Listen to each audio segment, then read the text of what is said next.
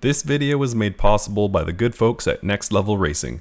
To purchase a cockpit setup like mine or any other Next Level Racing products, check out nextlevelracing.com. What's up guys, it's Mike for SimRacing604 and welcome back to rFactor 2, and I have an exciting new track to share with you. This one comes to us courtesy of F3 Classic Tracks. Sergio is the man's name behind F3 Classic Tracks, and I've featured his work before. If you saw my rFactor 2 video that featured a classic version of Zandvoort, it is just incredible. The level of detail that goes into these tracks is just phenomenal, and he's taken on a bigger project. So this one is called Eifel Sudstrecke, and I'm probably messing up that name, but basically this is the Südschleife. This is the south loop as opposed to the Nordschleife that you're used to. So this appeared for Assetto Corsa. You may have seen some videos about this previously. It's now available for rFactor 2, and just one of the best tracks that I've ever driven in rFactor 2, period. It falls into this cool category just like the Nordschleife and just like, you know, perhaps Black Cat County for Assetto Corsa, something that you don't mind cruising in any car, but it's also fun. It's also capable of hosting races. There's 26 pit boxes available here, only 25 corners officially. It's about as long as Spa. It's about 7.7 kilometers, but it feels a great deal longer than that. And just overall comes together nicely. The trackside detailing, everything about this track is just really awesome. So I'm excited to share this with you guys. So what we're going to do is jump out here into the Brabham that you're seeing on your screen now and do a couple laps. Alright, let's get into it, guys. Alright, so here we are in the pits. As you can see, we're surrounded by a lot of spectators who are wearing very retro clothing. This is, of course, going back to the 60s for this track. So you see a lot of people dressed as you would have in the 60s and 70s from various cultures around the world. And you can even see the vehicles get just turned around here. You can see the vehicles off to my left now are also very authentic to the time period. So very cool.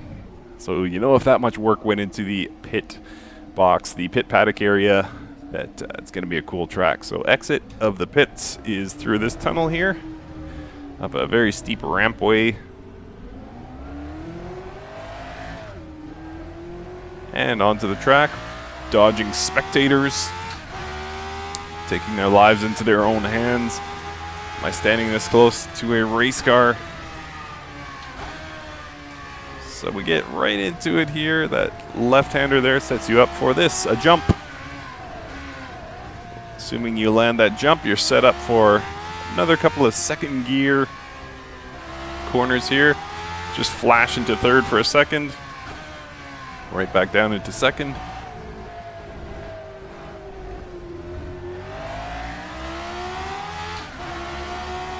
Another brief flash into third. Taking it pretty easy through that right-hander.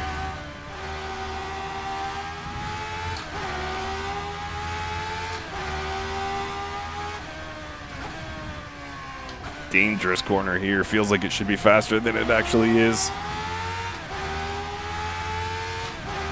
You can see we're kind of pulling away from the city here. Blind corner here, blind entry to this corner. Into a very dangerous left here. There's some mounds, some undulations in that corner that really upset a car like this.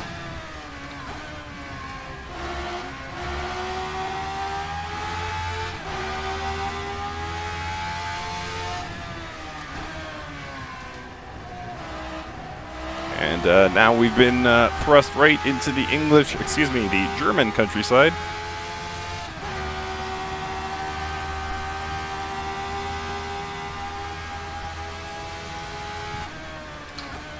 Fourth gear here, watching out. This is a very high-speed section, but still has those undulations that can really upset the car.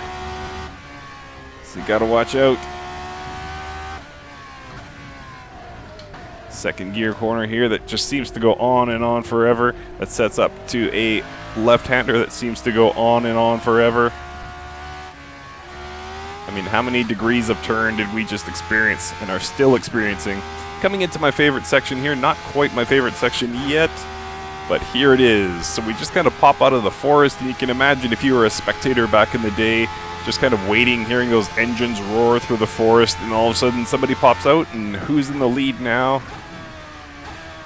What a cool feeling that must have been.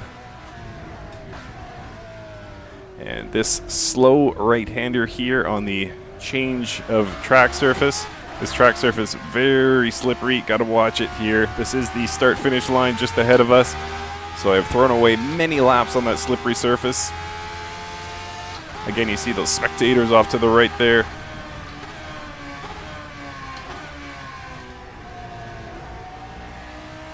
Left-hander into the jump. Little tap on the brakes beforehand. Managed to land all 4 tires pretty squarely on the ground. That helps for time for sure.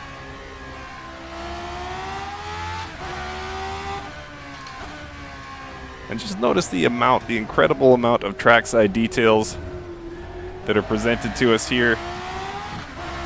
Seems like Sergio's done a really great job.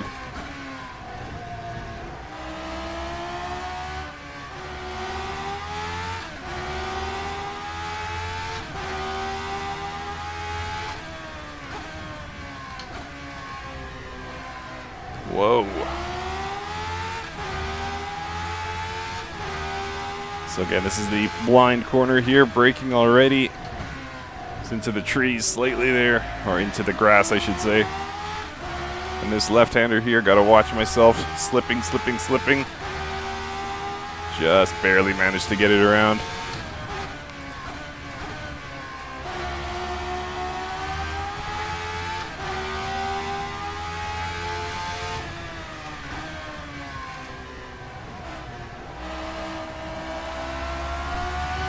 Now we get into, we're about a little over halfway down our lap now. And this section here, so dangerous, so fast.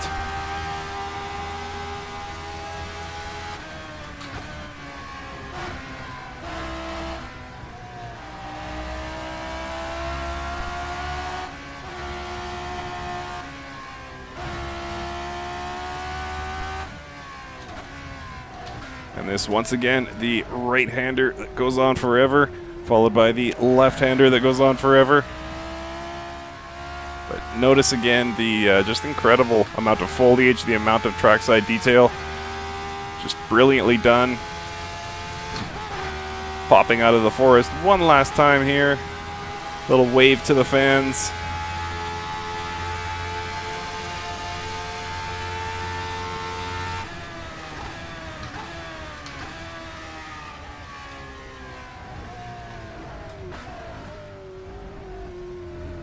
Obviously lost a bunch of speed there. I don't know what I was doing.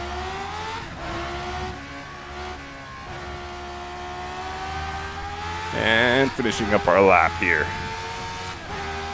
So just a really overall incredible track. The amount of detail that has gone into this. Obviously the Nordschleife hogs most of the attention of the automotive racing world when it comes to this part of Germany, but this south loop, the Südschleife, very incredible. Well done to Sergio. This is available now, F3 Classic Tracks. Thank you guys so much for watching. We'll take a look at a replay, and we will see you next time.